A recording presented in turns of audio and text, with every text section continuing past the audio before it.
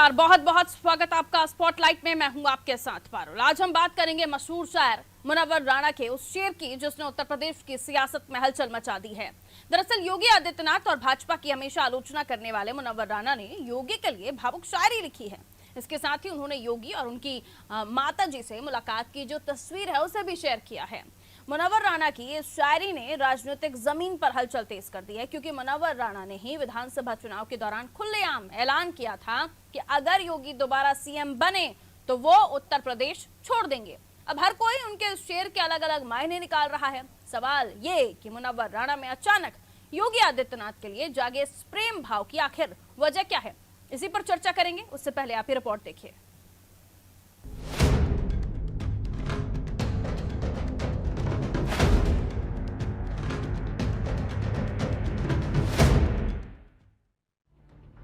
मेरी ख्वाहिश है कि मैं फिर से फरिश्ता हो जाऊं, माँ से इस तरह लिपट जाऊं कि बच्चा हो जाऊं। माँ पर अपनी शायरी के लिए विख्यात शायर मुनव्वर राणा ने ये पंक्तियां उत्तर प्रदेश के मुख्यमंत्री योगी आदित्यनाथ के लिए लिखी हैं।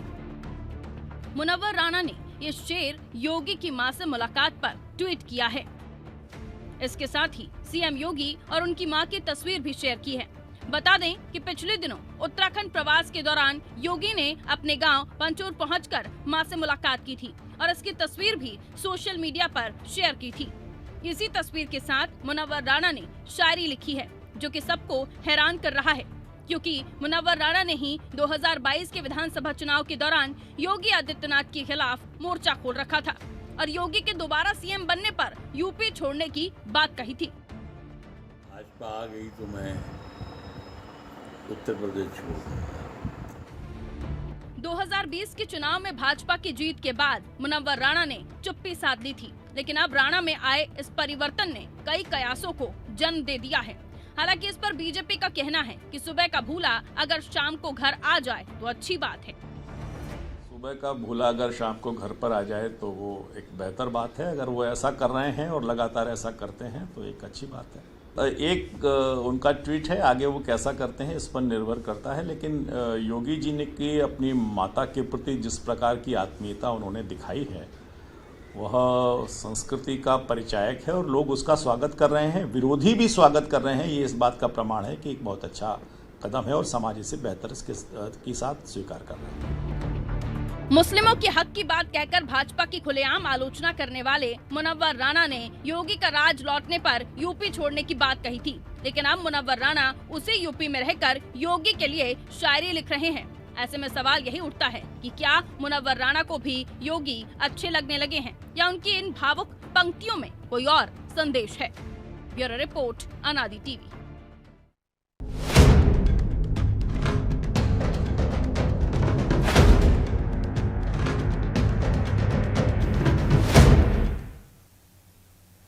मुनव्वर राणा का जो ये अंदाज बदला हुआ है, जहां वो एक तरफ कुछ और कहा करते थे, आज शायराना है, ये तमाम चीजें हैं। लेकिन ये बदला हुआ उनका रूप या बदला हुआ उनका रुख, इसके क्या मायने हैं? चलिए मेहमानों से आपकी मुलाकात करा देती हूँ जो हमारे साथ चर्चा में जुड़ रहे हैं। कांग्रेस प्रवक्ता हैं प्रदीप तिवारी जी हमारे साथ जुड़े हुए हैं। कांग्रेस से प्रदीप तिवारी जी का बहुत बहुत स्वागत करती हूँ। बीजेपी प्रवक्ता विनीत शुक्ला जी हमारे साथ बने। विनीत जी, आपका भी बहुत बहुत स्वागत करती हूँ। मयंक यादव जी सपा का पक्ष रखने के लिए हमारे साथ जुड़े हुए हैं। मयंक जी, आपका भी बहुत बहुत स्वागत। वरिष्ठ पत्रकार अब्दुल वाहिद साहब हमारे साथ बने हुए। वाहिद साहब, आपका भी बहुत बहुत स्वागत करती हूँ। वाहिद साहब, आपसे ही मैं इस कार्यक्रम को शुरू करना चाहूंगी, क्योंकि मुनव्वर राणा को लोग सुनते हैं, समझते हैं, वो जो लिखते हैं उसे पढ़ते हैं, लेकिन कुछ दिनों उनका नाम सियासी गलियारों में खूब लिया जा रहा था। और पहले जो उन्होंने कहा कि मैं यूपी छोड़ दूंगा योगी की दोबारा सरकार बनी, और दोबारा उनका ये अलग ही रुख अख्तियार करना, क्या मायने हैं इसके, क्या चाहते हैं वो? देखिए, मुनव्वर राणा साहब अपने बयानों से काफी दिनों से चर्चा में बने रहे हैं, मीडिया में भी और समाचार पत्रों में भी। लेकिन इस बार उन्होंने जो मां को लेकर एक उन्होंने ट्वीट किया है योगी आदित्यनाथ जी की मां के लिए, तो शेर तो इनका पुराना है, तस्वीर नई है। योगी आदित्यनाथ जी अपनी मां से मिले। हर व्यक्ति के जीवन में मां की बड़ी महत्वपूर्ण भूमिका होती है, मां का दर्जा सर्वोच्च होता है। तो योगी आदित्यनाथ जी ने अपनी मां से मिलकर एक जो मीडिया में चर्चा आई उससे एक अच्छा संदेश गया। साथ साथ जो हमेशा एक अपने बयानों को लेकर चर्चा में हमारे शायर साहब रहते थे चर्चा में, तो उन्होंने एक अच्छा संदेश दिया है कि माँ उनकी फोटो लगाकर और शेर को अपने दोहराया है। तो एक अच्छा संदेश जा रहा समाज में, जहाँ एक और कटुता भरे बयानों को लेकर चर्चा होती थी उनके, तो एक अगर पॉजिटिव चर्चा हो रही है तो हमें लगता है कि समाज में एक अच्छा संदेश जा रहा है। ठीक है, ये उनका नेचर का चेंज होना या उनका जो स्वभाव है उसको हम जो ट्विटर के माध्यम से महसूस कर रहे हैं, वो बदलाव आपको क्या लगता है? क्योंकि कुछ दिनों पहले वो अलग ही तरह से बात रख रहे थे अपनी, वो विरोधी सीधे मायने में कहला रहे थे योगी जी के, और अब जो उनकी ये बदला हुआ अंदाज है, आपको लगता है ये बदलाव उन्होंने खुद से लाया है या उनकी मजबूरी रही? क्योंकि वापस से सियासत से, जाहिर सी बात है, सियासत से, सत्ता में बैठे हुए लोगों से क्या कोई जबरदस्ती या फिर यूं कहें कि कोई बैर लेगा क्या? हमें नहीं लगता है कि इस बयान से ये माना जाए कि उनका अपना जो पूर्व का कथन रहा है या पूर्व की जो इनकी चीजें रही हैं सरकार के प्रति, तो ये माना जाए कि सरकार के प्रति नरमी है या योगी जी के प्रति नरमी है। उनका एक स्वभाव है, माँ के प्रति वो हमेशा काफी अच्छी शायरी लिखा करते थे। तो हमें लगता है कि माँ की तस्वीर देख के उन्हें लगा कि हमें ये अपनी शायरी को इस रूप में परिवर्तित करना चाहिए, और उनकी तस्वीर के साथ हमें नहीं लग रहा है कि जो अपने बयानों से वो चर्चा में रहते थे तो उसमें कोई परिवर्तन आगे होगा। केवल एक ट्वीट, एक बयान से ये नहीं माना जा सकता है, आगे के उनके बयानों पर सोचना होगा, देखना होगा। ठीक है विनीत जी, इंतजार या फिर जो हमें प्रतिक्रियाएं मिल रही हैं कि भूला भटका अगर घर वापस आ जाए तो उसे भूला भटका हुआ नहीं मानते, विनीत जी? जी जी पारुल जी, देखिए मुनव्वर राणा साहब इस तरीके के बयान दे करके कुछ लोगों का काम होता है इस तरीके की सस्ती लोकप्रियता का। तो उन्होंने पहले भी किया है, चुनाव में, पिछले चुनाव में किया, फिर 2019 का लोकसभा का चुनाव था तब भी उन्होंने किया। तो इस तरीके के बयान कुछ लोग देते रहते हैं, लेकिन अभी जो एक उन्होंने बयान दिया है या जो शायरी उन्होंने कही है, माँ किसी की भी हो, उसका दर्जा हमें लगता है कि भगवान से ऊपर है और उसको लोग मानते हैं। तो आदरणीय मोदी, योगी जी या आदरणीय मोदी जी जब भी गुजरात माननीय मोदी जी जाते हैं तो अपनी माँ से आशीर्वाद लेते हैं और उनके साथ समय बिताते हैं। वैसे ही आदरणीय योगी जी वर्षों बाद आज उत्तरांचल में गए तो बहुत सारी चीजों को, अपने गुरु को, उनकी मूर्ति का अनावरण करना हो या परिसंपत्ति का जो विवाद चल रहा था तमाम पुराना जो दो राज्यों के बीच का, वो सारे चीजें 2021 में दोबारा सत्ता में आने के बाद भी, बुलडोजर की कार्रवाई करने के बाद भी आप लोग ये प्रचारित करते हैं ना कि आप किसी भी वर्ग को अगर वो गलत है तो उस पर कार्रवाई होगी, तो वो भी मुनव्वर राणा जी के जो रुख है या जो उनका तेवर है उसको बदल नहीं पाया। पारुल जी देखिए, बुलडोजर किस पर चला है? बुलडोजर उन अपराधियों पे चला है जो भूमाफिया थे या गरीबों की संपत्ति को कब्जा करके बैठे थे, उन पर बुलडोजर चला है और उन पर चलना भी चाहिए। और हमें लगता है जितने लोग पैनल में हैं उसका सब समर्थन करेंगे। किसी गरीब व्यक्ति की जमीन अगर कोई भूमाफिया कब्जा कर लेता है, आजम खान जी हो, चाहे ये आजम खान साहब हो या और सब बड़े बड़े समाजवादी पार्टी की सरकार में अतीक हो, मुख्तार हो और तमाम ये तो नाम गिनती के हैं। समाजवादी पार्टी में ऐसे बहुतायत लोग थे जो जमीन कब्जा करने में महारत हासिल किए थे, लेकिन आज भाजपा की सरकार 2017 में बनने के बाद में उत्तर प्रदेश से माफिया राज का खात्मा हुआ है। उत्तर प्रदेश के गुंडे माफिया जो फोटो पर शायरी, विनीत जी कहाँ बातें ले जा रहे हैं आप, सुनिए। फोटो और फोटो की शायरी, उसे आप इस तरह से बिल्कुल ना लें कि मुनव्वर राणा जी के जो सोच थी या जो उनका विचार आपकी पार्टी के प्रति है, आपकी सरकार के प्रति है, वो बदला है। क्योंकि कुछ नेता आपके ये कहते हुए नजर आ रहे हैं कि सुबह का भूला अगर शाम को घर आ जाए तो उसे भूला भटका नहीं कहते। सीधा सवाल है मेरा। अच्छी बात है। देखिए, अगर ये भाव उनका है तो भारत माता के प्रति भी वही भाव रहे, इस राष्ट्र के प्रति, इस उत्तर प्रदेश के प्रति उनका भाव रहे, और अपनी बेटियों को भी समझाएं जो देश विरोधी गतिविधियों में लिप्त रहती हैं, उनको भी ये समझाएं, इस शायरी के माध्यम से समझाएं या बैठाल के समझाएं। कम से कम ये संदेश दें उन बच्चियों को भी कि देश विरोधी और समाज विरोधी कार्यों में न लगे। और चलिए, अगर इस तस्वीर के माध्यम से वो आपके प्रति एक सॉफ्ट नेचर दिखा रहे हैं या डाउन हो रहे हैं, तो वेलकम कीजिएगा उनका।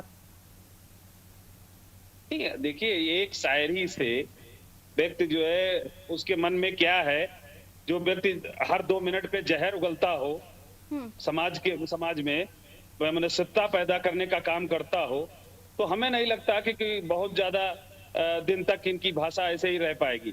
तो ठीक है, समय के अनुसार माँ पर कोई भी शायरी, माँ के प्रति सभी का आदर रहता है, इसीलिए उन्होंने भी वो चीज दिखाई है, तो उसका स्वागत होना चाहिए।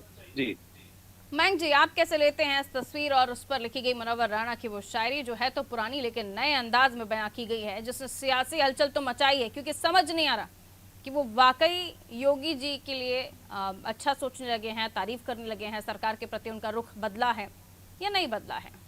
मयंक जी।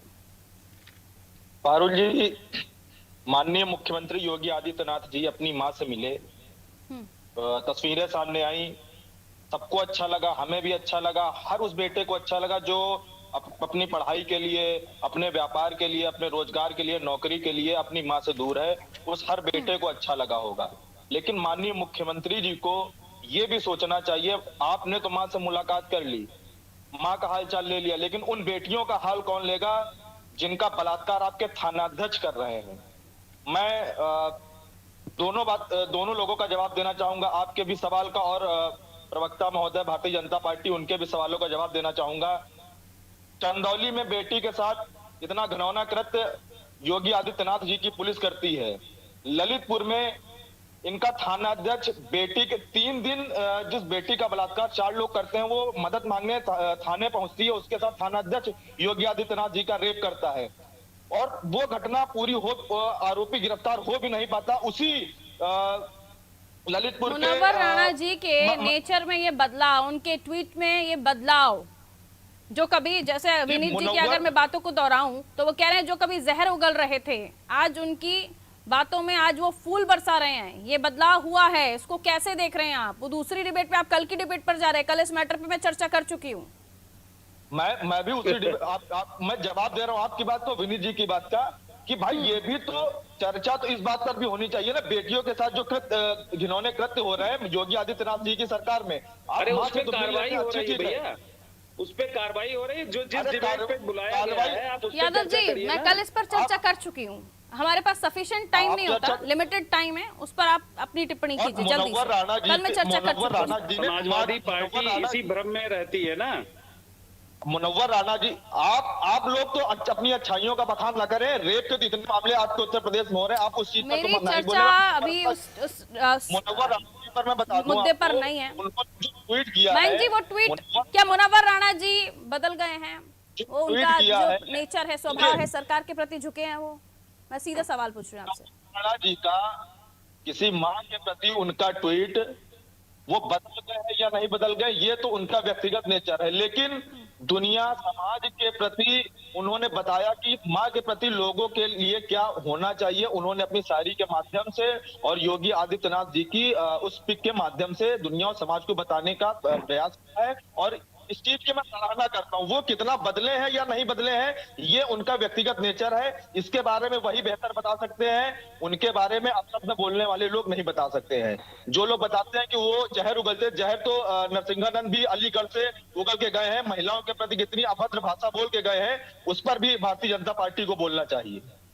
तो किसी का ट्वीट आ जाए, अगर भारतीय जनता पार्टी के नेता नहीं है वो, समाजवादी पार्टी की तरीके से आजम खान जिस तरीके से बोलते थे, तो पूरा समर्थन देकर वो यहाँ से जहर उगलकर चले गए, उनको गिरफ्तार नहीं किया गया, गिरफ्तार नहीं किया, उनको गिरफ्तार क्यों नहीं किया? फिर अगर वो आपकी पार्टी का नेता नहीं है तो उसको आपने गिरफ्तार क्यों नहीं किया? तो कम से कम ये आप ध्यान रखा करिए, गिरफ्तार क्यों नहीं किया? ये ना आपकी पार्टी, आप ऊपर लिख के आइए, आपकी पार्टी का नहीं, लेकिन उस आपने गिरफ्तार क्यों नहीं किया? आपकी पार्टी का पूरा समर्थन है उसको, आपकी पार्टी का कहा जाएगा वो? अरे भैया, आजम खान जी महिलाओं के कपड़े थे, क्यों नहीं किए? आपने उसको गिरफ्तार क्यों नहीं किया? वो महिलाओं के बारे में अभद्र भाषा बोल कर गया, आपने गिरफ्तार क्यों नहीं किया?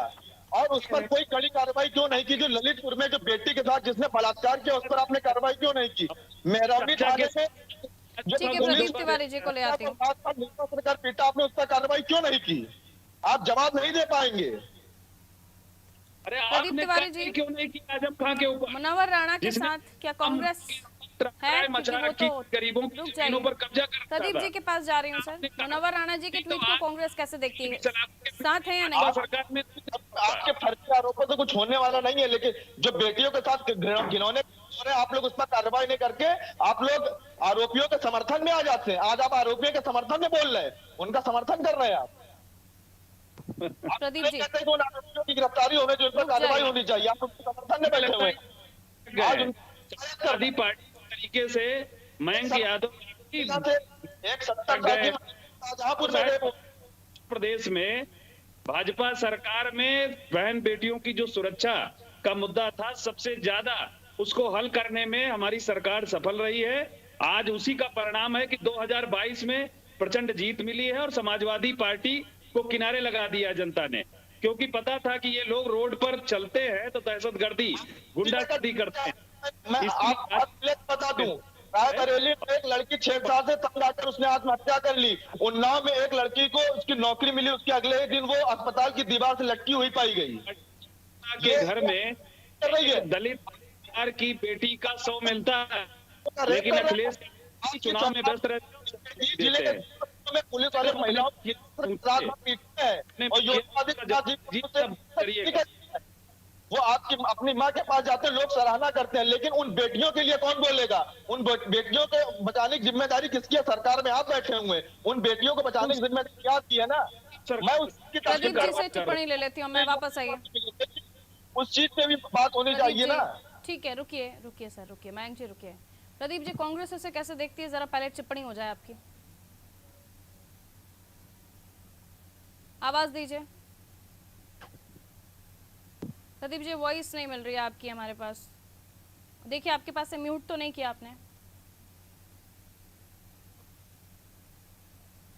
चेक कर लीजिए जरा प्रदीप जी की आवाज। मैं वापस लौट रही हूँ। अब्दुल साहब, ये क्या इतना बड़ा मसला हो गया? क्योंकि पिछले दिनों अगर उनके जहन में कोई बात आई, वो अब तक विरोध करते आए हैं। राणा साहब, अब्दुल साहब, राणा साहब विरोध करते आए हैं। उन्हें अगर कुछ चीज ठीक नहीं लगती तो उसको उन्होंने पब्लिकली बताया है, लेकिन अगर उन्हें कोई चीज ठीक लग रही है तो वो भी उन्होंने पब्लिकली बताया है। तो इस चीज को लेकर इस तरह से मैटर करना या उस चीज को इतना बढ़ा देना, क्या आप समझते हैं ये सही है? एक निजी उनकी सोच है, वो किसी भी चीज के लिए अपनी एक टिप्पणी, अपना एक व्यक्तित्व रखते हैं। अब्दुल वाहिद साहब, नहीं, देखिए, हमें ये लगता है कि योगी आदित्यनाथ जी उत्तर प्रदेश के मुख्यमंत्री हैं, सबके मुख्यमंत्री हैं, हमारे भी हैं जो, और हमारे चाहे राणा साहब हो या जो पूरे प्रदेश के मुख्यमंत्री हैं।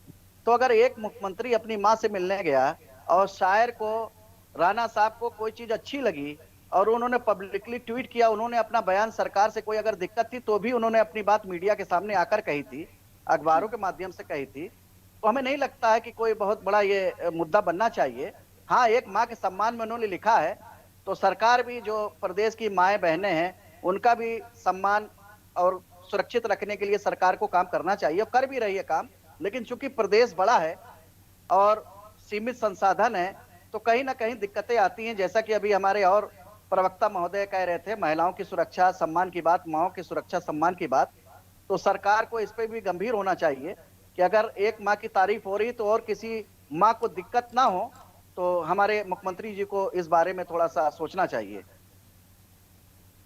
ठीक है विनीत साहब, सोचना तो सभी तरफ पड़ेगा, और कितना सोच रहे हैं आप ये अपनी अलग बात है, लेकिन और वो दिखेगा आने वाले समय में। अगर आप सोच रहे हैं तो काम करेंगे, लेकिन सवाल ये भी उठता है कि अगर उन्होंने एक ऐसा ट्वीट किया जो आप लोगों को पसंद आया तो आप लोगों ने तारीफों के पुल बांधना शुरू कर दिए, लेकिन अगर वही शख्स उन्हें जो पसंद नहीं होता उसको लेकर वो ट्वीट करते हैं तो आप उनकी राष्ट्र से अलग हैं वो, या उनकी गतिविधियां राष्ट्र हितैषी नहीं है, ये तमाम फिर आप टिप्पणियां करने लगते हैं। ऐसा क्यों?